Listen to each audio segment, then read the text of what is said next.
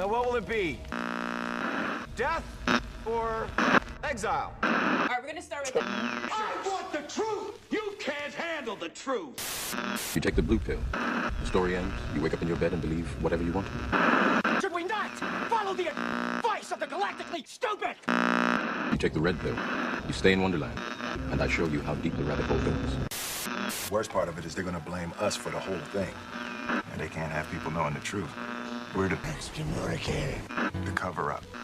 Don't forget, we're the Exiles. Very well. Death by exile.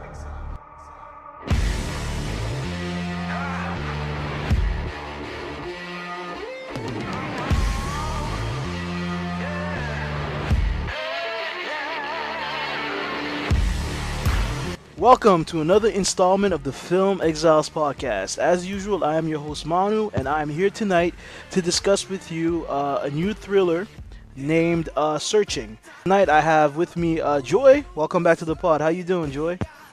Good to be here. It's good to have you back. How you been? Pretty good. It's been a little while. It has. I think you and I, we're the ones that are always in the theaters. I think it's you and me. We are, so how come I'm not doing more pods? Well, that's kind of why I brought that up. I was trying to shame you. I'm officially shamed. All right, good. That means that my work here is done. Good night, everybody. Good night. Hey, you shame Joy, I shame you. It's a circle of shame. Yeah, you've heard my personal assistant, Millennial Mike. You know what? I am way too available. I need to stop being available, okay? You've been on the last 5 or 6 pods. People are gonna get sick of you, man. People are gonna really think I'm your personal assistant. I mean, the way you keep correcting me and all this whatnot. I mean, you kind of seem like it. Hey, I'll always be there for you, buddy. That's good to know. Yeah. Well, let's get started and talk about Searching. Searching was released. Actually, it might still be in theaters by the time we release this. Probably not, because You just have to drive 20 minutes to a theater, Yeah. So, Searching was released a few weeks ago. It stars John Cho. He plays a single father named David Kim. His 16-year-old daughter goes missing. A local investigation is opened, and a detective is assigned to the case. 37 hours later, and without a single lead, David decides to search the one place no one has looked yet, where all secrets are kept today: his daughter's laptop. In a hyper-modern thriller told via the technology devices we use every day to communicate, David must trace his daughter's digital footprint before she disappears forever. So, Mike, what did you think about Searching? Let's start. Just non-spoiler thoughts. Yeah, it was a surprise. I was actually really taken aback by how good it was. I wasn't expecting it to be much. I went into the theater, and I came out really. Me and you were talking about this right before the pod, but basically it just kind of made me.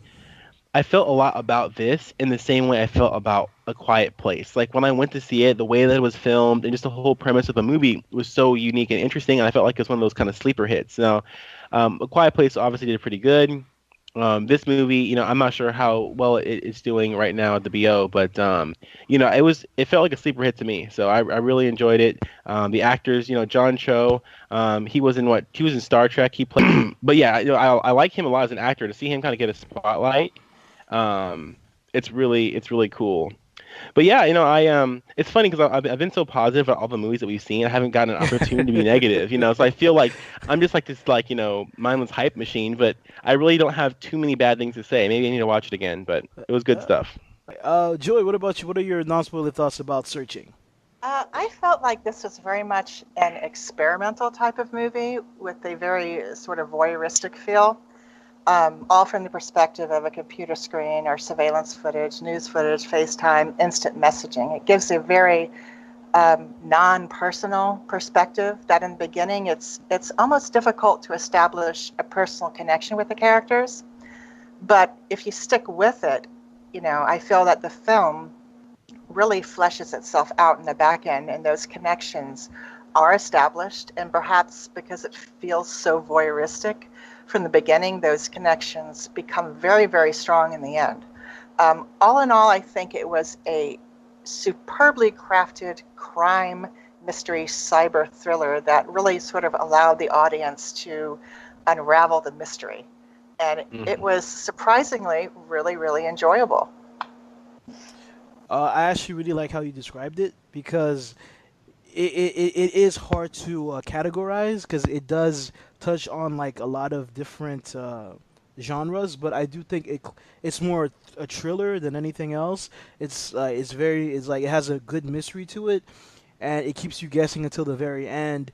And I think everybody performs very well. It's a very small cast, but I think that this is a very small. It's a very small story that's told very intimately. It's like you're basically just seeing into this madness, into the situation that this man has been thrown into, and you're living every single emotion that he's going through, and you can just imagine how hard that it must be for him. Because I know watching this movie, every new piece of information that dropped, I felt like, oh my goodness, like my mind constantly went to like the worst Yep. possible conclusion, and I can just imagine that like in a father in that situation where your daughter is missing for so long, that's what would carry on in the mind of anybody. And I think that the director, his name is I hope I don't butcher it, Anish Shaganti.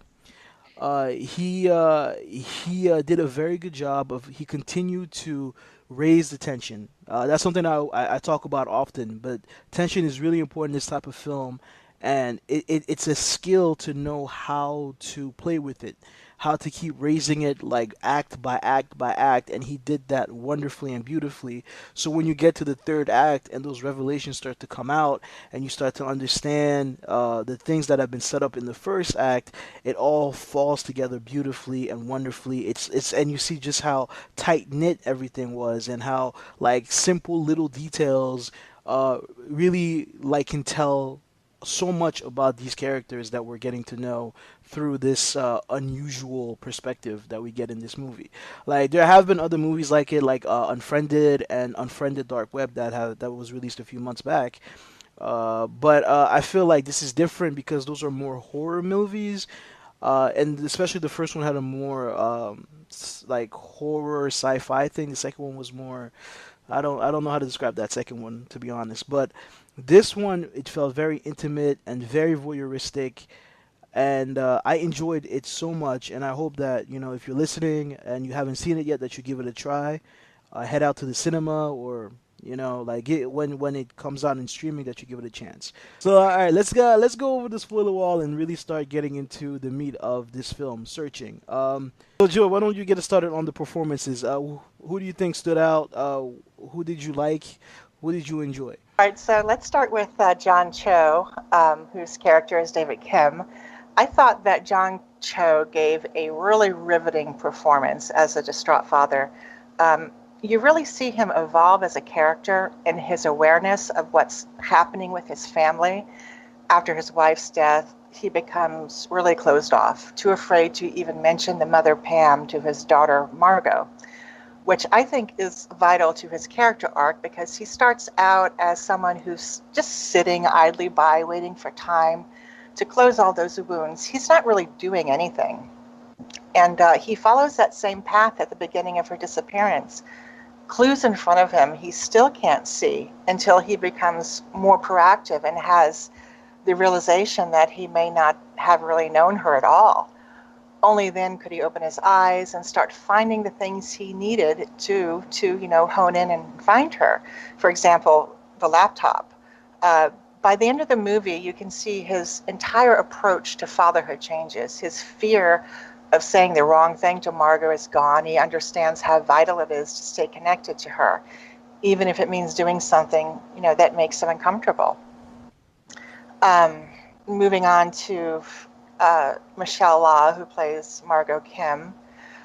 Margot's character progression is mapped out so well that you don't really get to know her before the disappearance, and the story leads you down this path of spurious assumptions based on what is presented to you. And much like the hailstorm of how social media reacts, you might assume Margot's motivations weren't entirely innocuous.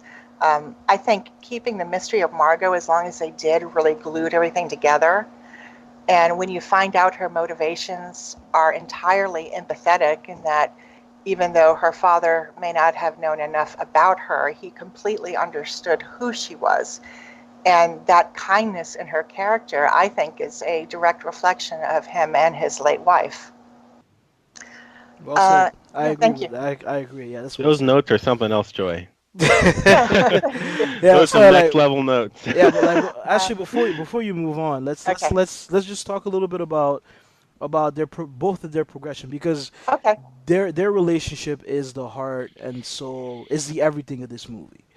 So let's just take a little bit and just talk about it. Mike, what did you think about these two? John did a great job as David. I really liked how he kind of, you know, like nowadays with technology, with um, search engines and the kind of digital wealth of information that we have. It's so reflective on kind of like what it does to us. I really actually related a lot to John because he really was kind of pulled into this and he kept on going and going. It kind of just it swallowed him up. And it was really exhausting for him and for me watching it by the end of the film. I really find it interesting how, and we'll talk a little bit more about this, I guess, in themes. But the movie's called Searching, and it's kind of a double meaning because it's all about the internet and like search, right? Also, before the podcast, you mentioned that the director of this movie used to work for Google, which is just so fitting. It's so fitting. And then he's also, of course, searching for his daughter. So in the more, I guess you could say, physical sense, not less, a little bit less digital, more physical. But yeah, he really got just kind of obsessive about the whole thing, and as any father would. But as he got deeper and deeper, and the movie did such a good job with keeping this ongoing string of peril. Like there was never a time where you weren't feeling like the worst possible outcome was the outcome. Um, and that's really something hard to do in a thriller like this, to keep it constantly uncertain at all times. And I also really like how Margot, you didn't really know her, and you started to put little pieces together, and after it all came together, a movie like this would typically paint Margot as your daughter wasn't the angel you thought she was. Well, it Yeah. kind of spins that on its head. Like that's a trope that gets used a lot. And no, I mean, I'm sure she's just a normal person. She doesn't have to be some sort of miscreant, deviant or whatever in this movie. But she really had good intentions, and it was really refreshing to see that. So I liked how they kept you guessing. You really didn't know. There was always that uncertainty. That peril was always there. The David and Margot really bonded. Even when Margot wasn't there, he really became to appreciate his daughter through the life that she was living through social media and whatnot. So it was a really interesting way of developing these characters, but it was good. Yeah, I agree with both of you. I think that John Cho was just phenomenal. Like, and like as the movie progresses, and he just dives deeper and deeper, and it's what I really enjoy about it is he's becoming desperate, not only because he at one point he thinks that his daughter is gone, but then the constant knowledge and the thought that he never really knew her, that he had built this wall between them since his wife had died. Like the fact that he was making that realization through the movie really brought it home everything together. If you think like, because that relationship, because in his mind they had this great and perfect relationship. He knew his daughter, and she knew him. They were all each other had. But in reality it wasn't the case. And it makes you wonder, like, how often in life that happens, when you think the relationship that you have with somebody is one way, but they might perceive it another. And I think like when we see the opening, when he calls her to tell her that she forgot to take the trash, and like we're getting this impression that he's like lively and fun, and he's like, oh yeah, he's joking about it.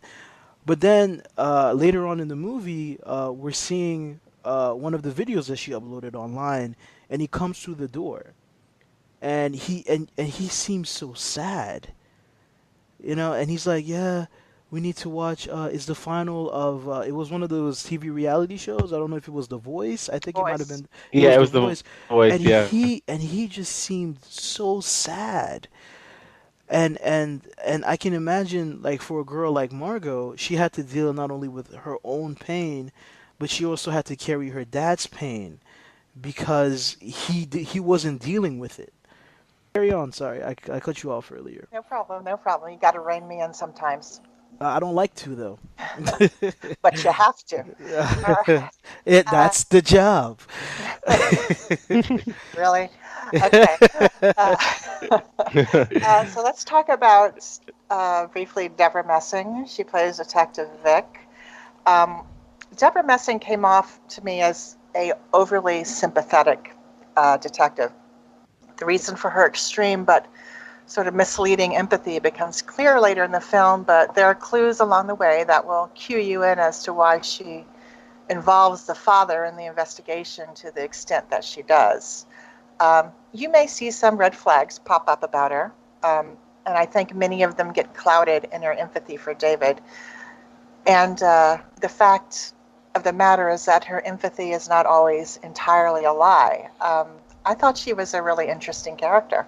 I love Deborah Messing in this movie. I didn't know she was in this movie until it started, and then I'm like, wait a second, that's Deborah Messing, and she was really really great. I honestly believed that she was on the right side of things until that twist in the third act. I thought that she was dedicated and that she wanted to save his daughter and bring her back home when that wasn't the case at all. And I think that she played that role so well. But Mike, go ahead. Yeah, no, she did a really good job. I don't know too much about her character. It looks like IMDb is telling me that she's doing a lot of like romantic comedies, that kind of stuff like that. But she did a great job in this movie. I felt like, yeah, she was really like this, for instance, over sympathetic character. I'm like, I really fell for it in the beginning, but I think the part that really kind of got to me was when in the movie over video chat. Well, everything's over video chat in this movie, but they were speaking her and David, and they got into a conversation about how her son had basically used this falsified, this fake, this made up fundraiser for men and women In the in police uniform. department, yeah. Yeah, in the police department, and use that to basically raise money. And basically, at the end of the story that she told, that she kept the money, and that she, basically made, went along with the lie that that was the case. And at first, I thought like, man, that's a really great mother, Yes, and exactly. that's the first thing I thought. And then as time went on, and I realized that this woman definitely portrayed some sociopathic tendencies. That I'm like, wow, I really feel bad for thinking that, because now in retrospect, that's actually really. I mean, what are you teaching your child? I mean, you know, that's a huge, that's a huge no for anyone in a position of authority like her. So I was like, man, that was really messed up. And so I really enjoyed basically, and toward the end when she got found out, like just the she didn't believe that she did anything wrong. Even at the very very end, she really didn't believe she did anything wrong. She would have done it again. And just the level of passion she had in the role, it just really, it was pretty striking actually, because I'm like, man, she's got something going on. Like she's messed up. So Yeah, she does. But again, like I said, we'll go into it more into it in the themes. But like, I don't think it was like sociopathic behavior. I think it was more to show us this is how far she would go for her child. Just like we saw how far David would go for his. Joy, do you have is there Uh, any others I actually, characters? I agree with you on that, Manu, about her being less sociopathic and just being a really, really protective mother who is just not willing to, allow her son to have any accountability. Exactly. Yeah. She's I mean, too much because of a mother. Yeah, okay. yeah. Do you have any other characters that we should look Uh, into? quickly, we could talk about Joseph Lee, who plays Peter Kim. Yes, Um, is the brother. I see Peter's character as the proxy connection for David and Margot. Yeah. He's the one they both talk to when they can't say things to each other. Hmm. Peter may be stepping over the line with the marijuana smoking with Margot. Maybe, Uh, huh? yeah, maybe. Uh, It could be worse. I think we yeah. know that. Yeah, but he is the only familial connection that either one has, and they definitely gave us quite a leap of misdirection regarding Peter's role, in being one of the last people who saw Margot before she disappeared. Mike, what about you? What do you think about the brother? He did a really good job at being a skeezy uncle. He did a really good job with that. Although he was likable at the same time. Um, the reveal with or the what you at the time assumed to be reveal that um, there was some illicit interactions between David's daughter Margot and over him, based upon some very unclear messages that he basically was prying into when he was doing his little cyber sleuthing, and that really.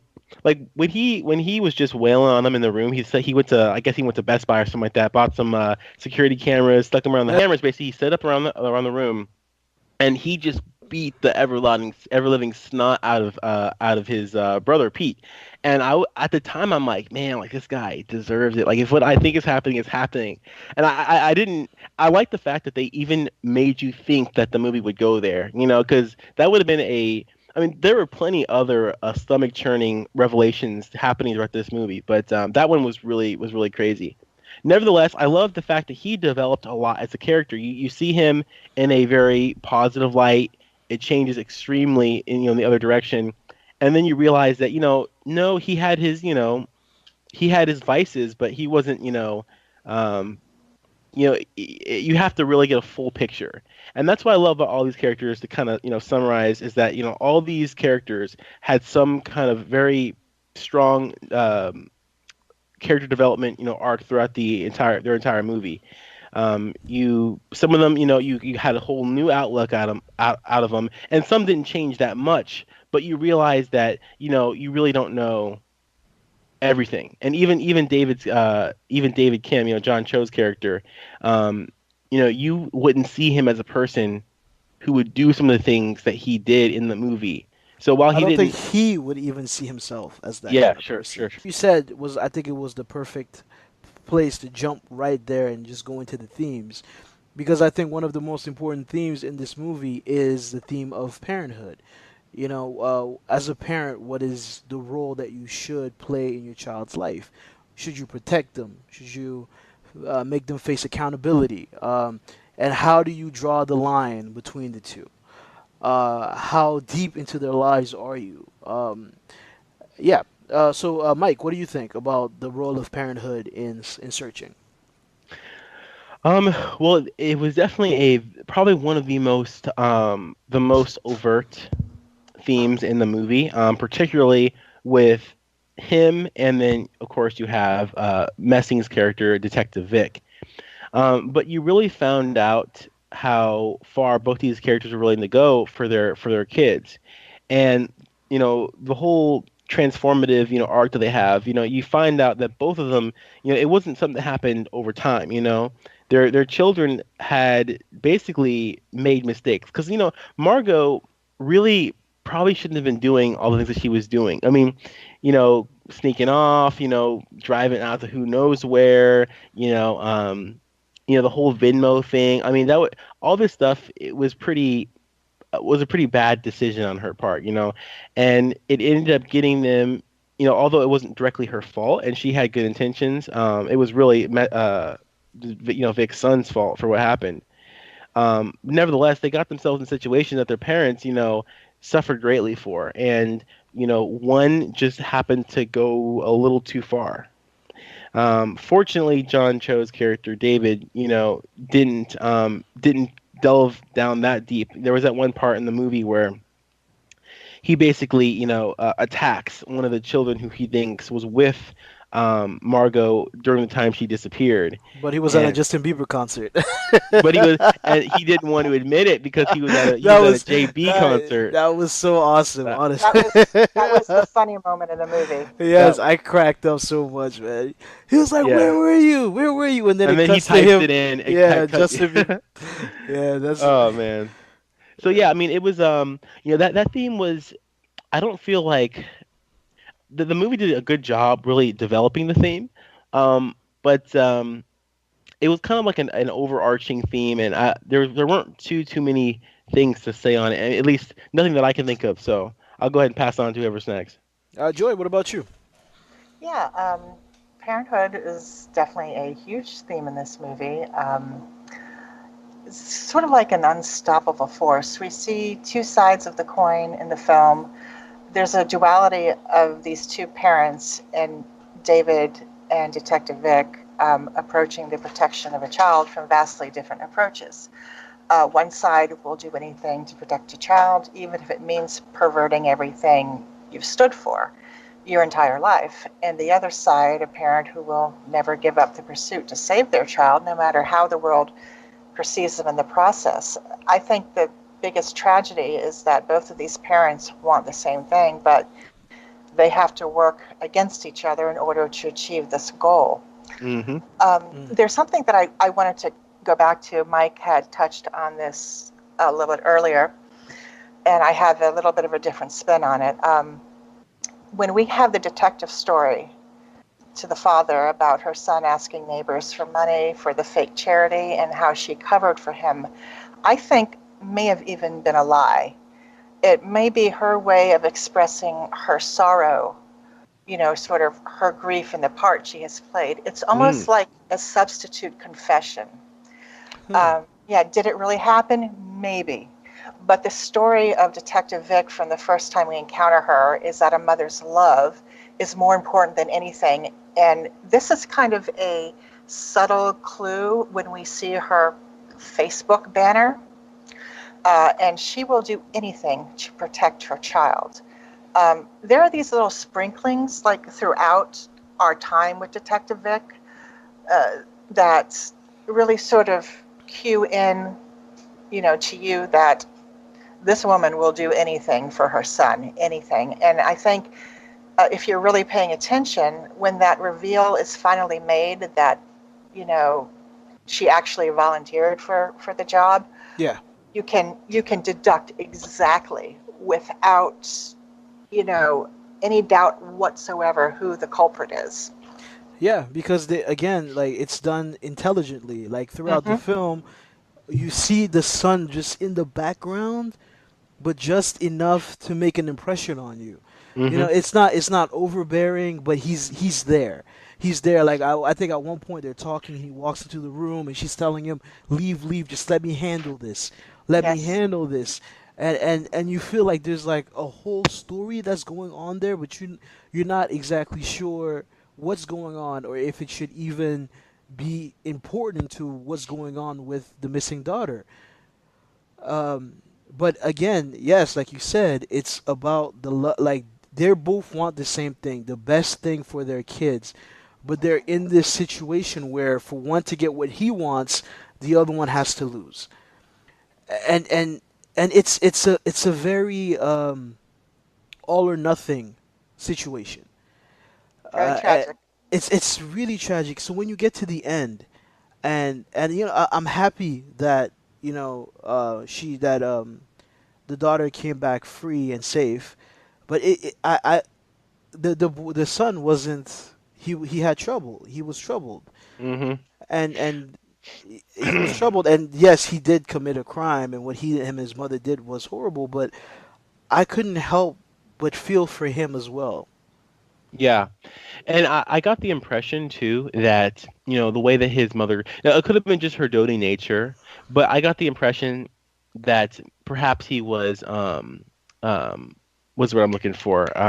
Spectrum, a Yeah, Spectrum kid, you know? that's what I assumed. Yeah, they Autism. Yeah, never. I don't think they ever said it, but I think that's they alluded it to it was pretty. correct. Yeah. Um, and also just the way that he acted, how a lot of what he did was kind of out of embarrassment or shyness, or he didn't want to basically when the money, because basically when he framed, well, he wanted to talk to Margot, made a fake online account, fabricated a story about his mother being sick. Margot sent him money to pay for his mother's Surgery. hospital bill, which, Yeah. yeah, surgery, which wasn't even real. He didn't want to bring it back in school, make a big deal out of it, so he met her in private. He pushed her off a cliff, or no, he pushed her off a cliff when she attacked him, and they were next to a cliff, and things kind of escalated, and in the fray, her disappearance happened. Nevertheless, all that happened. I mean, it really was a mistake.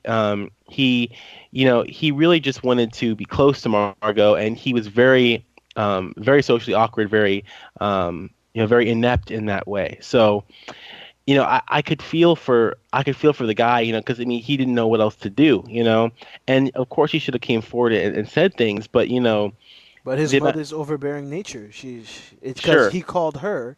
yes, She could have made the choice to sure. call it in, but she made the choice to protect her son. Sure. I mean, and who else would you trust other than your Ex- mother? and I and mean, and if you're in the yeah. mother's situation, can we really judge her for doing what she did? And Uh, and and I think she that killed that's the what. guy.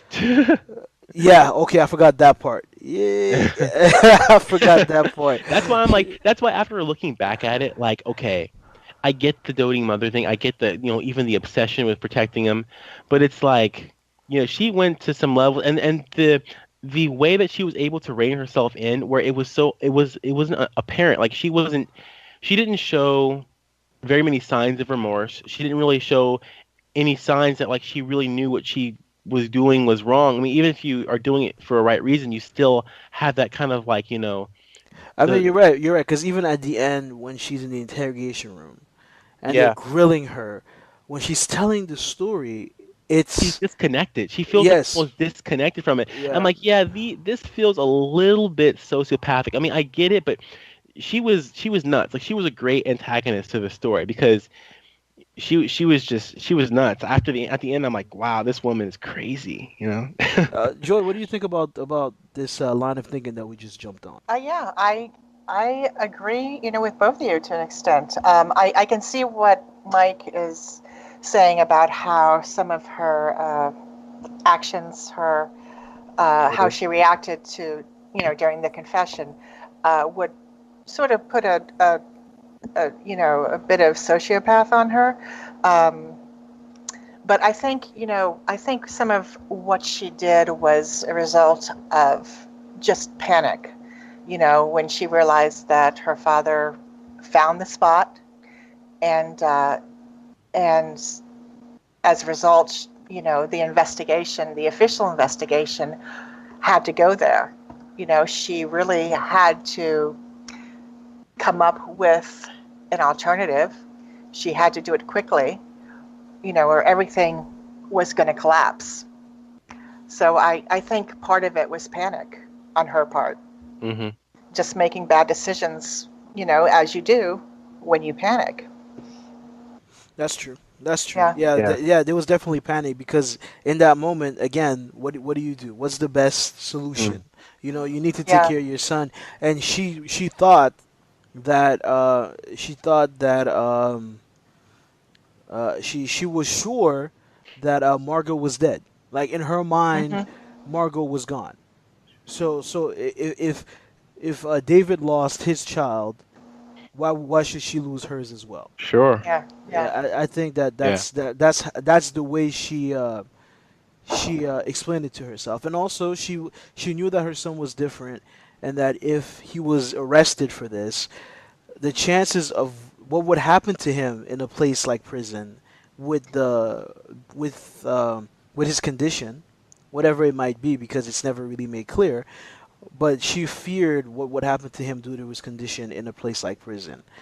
And again, we're not. It's not. It's not about defending her actions, but but from the perspective of the this parent of being a parent, you can understand why she went to these extreme lengths.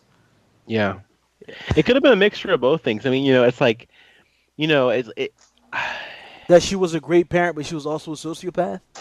sure. I mean, No, I see what you're not every saying. parent would do that. Not every parent would do that. You're absolutely And right. there's different levels of what's the word I'm looking for? Virtues with people. I mean, not everyone has the you know, same moral compass. I mean, she had the right kind of personality mixed with the fact she was a parent and the right situation to bring this about. So it's not like, I'm not trying to take away, agency from her because, she definitely decided to do that. It was with, mostly a clear level head. Well, no, not I wouldn't say level head. It's not right word to use, Yes, but it's not. No. yeah, but I'm not taking away agency. That's all I'm trying to say. But yeah, there's a lot of things at play, and in the end, in the movie, it did work out pretty well. I agree. She is remarkably cold in that interrogation room, I gotta Yeah, say. she Yeah, really is. She was just stating facts, just tack tack tack. This yeah, yeah, yeah. it was it was quite jarring, especially with how the situation had unfolded. Yeah. Um, another one of the themes, yeah, we there's grief, but I just wanted to like jump to social media first, and then we can come back to grief. Okay. I think that the movie handles social media very very well. Uh, one of the things that comes to mind is when David looks up Detective Vic when he first hears her name. That yeah, that she's the officer in charge. She's the one that's gonna come, and he does a quick Google search on her, and again, his search is very it's a very shallow look. It's just he just checks the headlines and he automatically trusts her just on those headlines. It's not till later on when he takes another look into her online footprint, and he takes a closer look, and that's when he starts piecing together all of these things. And that's again an issue that we constantly have when we're dealing with social media. It's like we take everything that we see online at face value without ever taking the time to look deeper. And that's also what was happening in his life with his daughter. He was taking everything with Margot at face value. He thought that they were okay. He thought that she was fine. He thought that just having a routine and keeping her on track to just make sure that everything looked right from the outside would make it right on the inside, when it was completely the opposite. He was devastated, his daughter was devastated, and he never took the time to take a closer look at her. And I really thought that the parallel that they drew there between his real life and the way that he reacted online was so kind of really went in sync throughout the film. But then the deeper he went into Margot, the more he saw of Margot's life, the deeper that he went into other aspects as well. Just looking at what he was seeing on social media. No, I totally agree. And I think that as far as the themes go, I think that social media is an aspect of it, but I mean in general, like this entire movie is shot through the lens of technology and how we interact with it, how it connects us to other people. Um, he did so much. He did a lot of searching, and the searching was usually for information on people. It wasn't just how to make a killer quiche recipe in 10 minutes or less. Um, he was doing research on Detective Vic, on his daughter, even on his brother, on all these different people to learn about them, things that he didn't know because in his real life he didn't have the relationship with them. His relationship with these people through technology highlighted the lack of relationship he had with them in real life. And the fact that he, like you mentioned before, he looked at the headlines, of that blog site of the article that he wrote or that was written on Detective Vic, and he immediately trusted her based on that alone. He didn't even read it.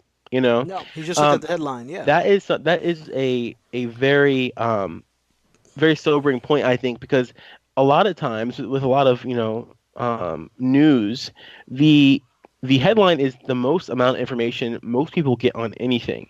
We talk a lot about film, so I think it's very very fitting that we hear these articles all the time that say these very short, very binary or hyperbolic statements about films or the things surrounding it, and that is usually what gets that makes a powerful impression on people. A lot of times you read the articles, and sometimes the articles, don't really even reflect that. So, it just goes to show that how relate our relationship with technology and how it connects to other people, how we're basically, we really don't know anything about anything if we're always taking things at this very superficial level. Yeah. Yeah. Joy, do you have anything to add? Yeah, you guys had fantastic commentaries on the social media. You know, the theme of the sort of superficiality of social media, people who don't really know her suddenly become her best friend in some tragic attention-seeking fit. Mm. The movie is very much a commentary on the vacuous nature of social media, um, but also how exposing yourself can make you an unwitting target despite your own best intentions. What is also interesting, and this ties into the whole voyeuristic theme, you can see how cruel a voyeuristic internet can be to a grieving father as they watch in the distance and are not connected, kind of like how the audience is for a large part of the movie. You're an uninvited participant. It's very much a cultural mirror, and perhaps it's asking you to step back and think, maybe really think before you hit send. Um, there's also a particular moment in this, I think, which kind of highlighted in a sort of very subtle way, um, the differences between connecting online anonymously with people and connecting with people that are in your real life and that you love. And it was this might surprise you, the kimchi gumbo moment. All right, here's Peter, and he's cooking on his stove. He's got the internet at his fingertips, millions of recipes at his fingertips. He can go online and probably get 100 different gumbo recipes. But he wanted to connect to his brother. He wanted to connect to Pam. And I think that moment where he, And also takes, Margot, because yeah, she was the one who was coming over. He was making the exactly, chili for her. Yeah. exactly. And The gumbo, and sorry. and that connects back to the moment, also the video of her and her mother cooking the gumbo, Yeah. for the first time as well. But when he takes pictures of these handwritten cards to send to him, that's about personal connection. So I thought that was a sort of a really interesting and analogous moment on the commentary of social media and Hmm. connecting with real people, not, anonymous people. I agree. Since you mentioned the gumbo, I think that's a great segue into the grief portion of Yes. of the movie. I love the opening of the movie when you're like introduced to this family, and you see them as Margot is getting older, and you see the mother getting sick, getting better, getting sick again, and not making it through. And I just love how everything changes the moment that the mother passes. I think the movie does a great job of showing you this before and after snapshot of what their life once was and how deep grief can affect people. How deeply it hurt Margot, how deeply it hurt David. David broke down and basically became a shell of himself. Like in the pictures and the videos, he's always laughing, he's always smiling, and he's happy he's on top of the world. But after he loses his wife, he's no longer that person. Margot, who loves to play the piano, she can't even take the classes that she promises her dad that she's taking because every time that she gets into that room, she's thinking about her mother. And the fact that she can't even tell her father because he refuses to even bring her up. And and you know, it's embodied in one moment. After he sees the gumbo picture, he deletes it. No, he doesn't delete it, but he makes it so that He it won't hides come it. out. He Hmm. hides it so that it won't come. It's almost as though seeing his wife, it brings all of that pain back to the surface. They use it very well to show you his arc through the movie. Like at the beginning, he wanted to tell Margot that her mother would also be proud of her, but he couldn't do it. But at the end, he's finally capable of telling her, "Your mother would be proud of you." Time since the incident, that their relationship has changed by leaps and bounds. That they've changed as people. Like you know, sometimes you need these kind of moments to shake you out of the hole that you're in, and that he needed to be reminded that he lost his mother, his wife, but he still had his daughter. Hmm. And I think that along with what you were mentioning about how he was able to say, your mother would be proud of you, perhaps maybe in some capacity he really didn't necessarily mean it because he didn't know his daughter, But he and thought he did, though. he thought That's the he crazy thing. sure. And I think that once he really was able to connect to his daughter more deeply, and especially after he learned why did she got in the situation, her trying to return that money to him, to the Detective Vic's son, and the virtues that she expressed through the movie. In retrospect, he really could say that. It felt like, I hate using the term, like you said this before, it felt earned, but I mean, but I really I try to avoid using that a lot, but it felt like it came together well. It didn't, the emotional payoff, it really had a lot of meaning to it. I agree. Yeah, it had a lot of I meaning. agree. As far as like, um, as far as grief particularly, I mean, I don't think I have too much to say about that. But what I can say is how the memories that he kept in his mind were very closely linked to the things he kept on his computer, and the relationship that he had with his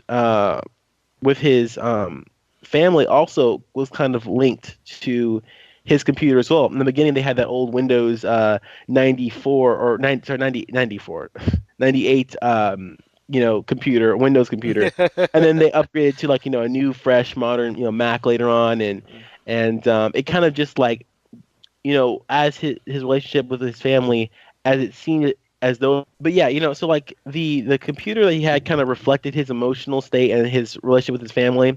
Also, toward the end of the movie, he was looking through his photos after he believed that his daughter had passed away.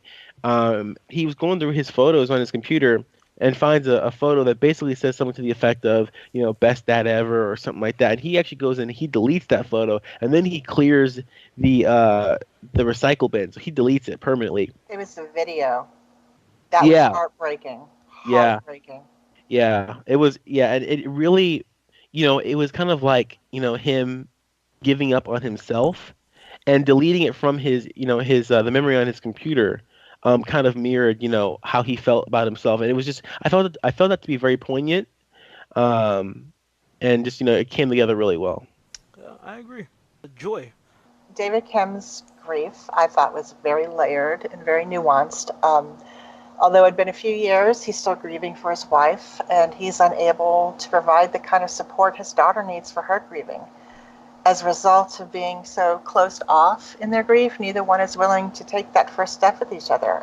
I see Margot's processing of grief as her seeking anyone to listen to her. She chooses complete strangers over her father or her friends she once had close relationships with, to secret rendezvous with her uncle. I think through Fish and Chips, finding someone she thinks she is relating to, she sees an opportunity to do something genuinely kind that would allow her to connect with another human being by way of helping with medical expenses, even though that turned out to be a ruse. The girl has become so closed off in grief that she can no longer connect to people on a face-to-face basis. So by isolating herself and only connecting anonymously, this is the only way she knows how to process because of the lack of communication with her own father. And, like Mike brought up, the best dad, it was Father's Day, and the video of her climbing into bed, jumping on her father, giving him this handmade card that said he was the best dad ever. And when he deletes this video, it's like your heart just drops into your Ouch. stomach. Yeah. Yeah. Yeah. I was like, that is so final. He's telling us that he sees himself as a complete failure as a father, that he is irredeemable at that point. Man, you're killing me, Joy. Yeah, I know. Joy has a way of doing that. Yeah, my secret wish of scenes we didn't see in the movie is that, when he gets his daughter back and she recovers, maybe he takes his hard drive to a computer shop and has them recover the damn video because he can never get that. Or time. it was still on the camera. Like maybe they found the old camera somewhere. There you go. Yeah, I have a question. Of course. For you guys. All right. There are clues, all throughout this film. You get clues before you even know there are clues. And there's one that totally escaped me until it was pointed out to me. Did you, upon seeing the video of the ex-con confessing to murdering Margot, did you connect that to the first time he saw the picture of Detective Vic in the newspaper article where her and all these ex-cons were helping to build something? Like a community center or something like that. Yeah, did you make that connection before it was pointed out to you? I am not gonna lie. I was so into this movie and into what was going on. I didn't make any connections. Like my mind was not even trying to figure out what was really going on. I was just trying to I was too busy hoping that the worst hadn't happened. Like I didn't watch this movie like thinking along those lines. Like I don't know. I honestly did not like all of for me that third act when everything starts coming together. Mm-hmm. Like I was like, oh my god, the whole time. Like I'm not like everything kind of just dumped on me. Mike, yeah, what about you? So I find it interesting you mentioned that. So no, I didn't. That's the short answer. The long-winded one. We are so long-winded on this pod. Yeah, I have a tendency to ramble, but when it was revealed to me, it made a lot of sense. Like it immediately made sense. Like sometimes they uncover a secret or a reveal, and you have to think about it. But no, it's like it was right. It was in my brain. All the information, all the chess pieces were on the board. But when it was, when the plays were made, it all made sense at that moment. It didn't take me any time to come to it. Although one thing I did notice, and this movie is a movie you can watch again, and there's a lot of things like that. Like they did a exemplary job with really giving you all the information you need to find out this stuff ahead of time, and then piecing it together later on.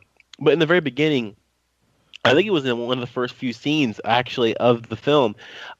David is actually looking through his computer, his laptop computer, he's looking at the news. And one of the headlines, I believe the headline for the day, was about a man who was stuck in the Sierra Mountains for 5 days. Later on, that comes up again when Margot falls off the edge, and they mention that you can only go without water for like 5 days, right? Oh my gosh. Yeah. I didn't catch that. Yeah, I caught that in the movie, and I was patting myself in the back. I will admit. You should be. I'll take two.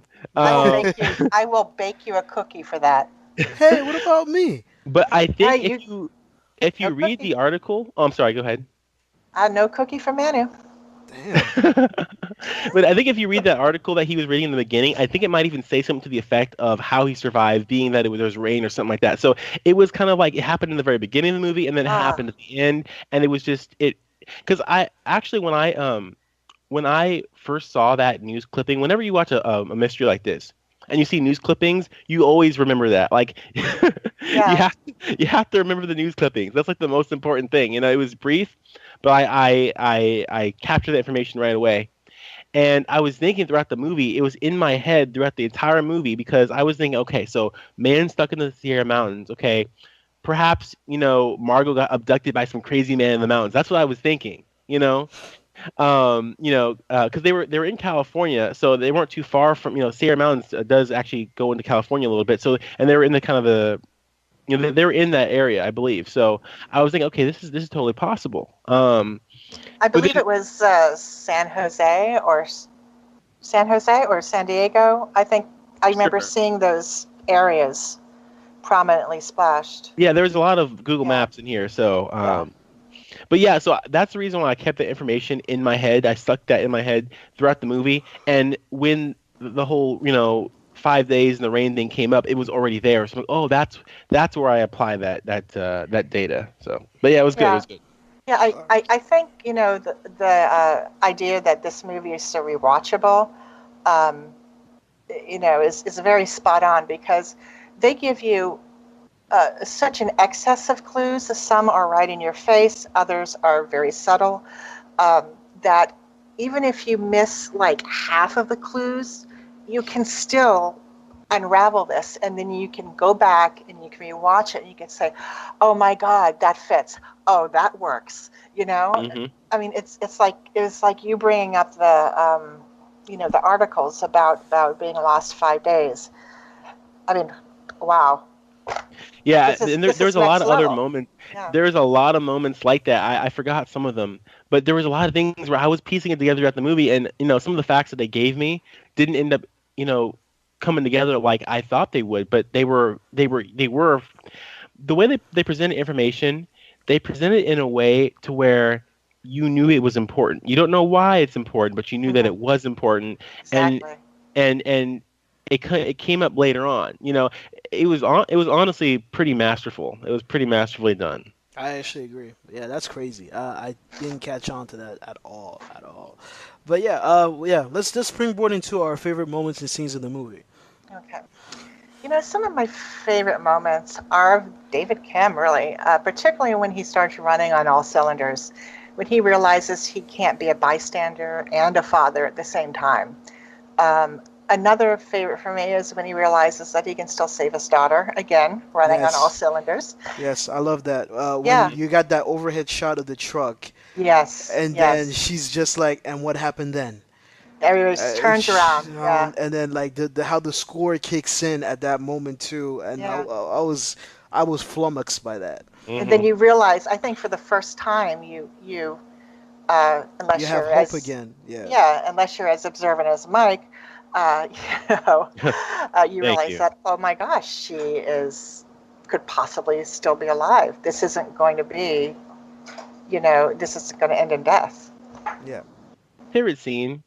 No, I do totally get why those scenes were great because this movie was heavy. I mean, it was quite heavy. And there was a lot of times where it didn't seem like there was going to be any upside. happy There's no, ending. yeah, and they convinced me thoroughly that it was going to end on the worst possible note. I mean, it was very, very heavy. And so those moments you were mentioning, I did like those scenes a lot. However, my favorite scene, was actually when things all came together. And he realized um, who was probably the one who was actually responsible, which was Detective Vic.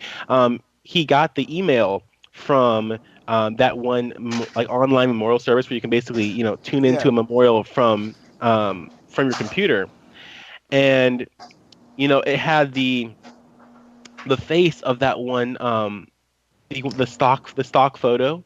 Fish You and know, chips. yeah, fish and chips. Yep. Yeah. And he Oh, that clicked. was chilling. Yes, it was, and then he dashes out the door, and when he gets there, it's still on. So you're looking at his screen through the whole time, and then you see him leave, and then you see him get there, and he walks down the hall, and he just turns toward Detective Vic, who's sitting in her chair, and she doesn't move. She looks straight forward, and the police come in, and there's no sound or anything. You're just getting basically it's kind of you know pixelated, not super high resolution video, but it was haunting. It was so, um, it was great, and there wasn't really any score, there wasn't any sound. It was just, and the acting was done essentially through, through a webcam, and the fact that you could get so much, emotional, feeling coming through the movie, with so little, acting, it really goes to show that the director, was on some next level stuff. Yeah. That is also one of my favorite moments as well. But I think the one that I love the best is when he is.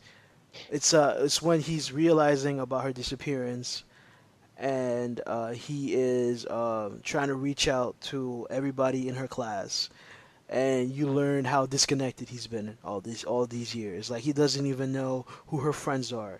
He's not in contact with the parents or anybody. So he has to dig deep into the old laptop, and then he calls people up, and he starts to like this picture of his daughter starts to form in his mind and in ours at the same time.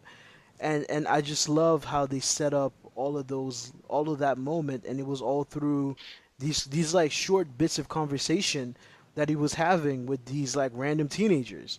Hmm. It's like, yo, my daughter comes to your house every week. He's like, yeah, but she's just really good in bio.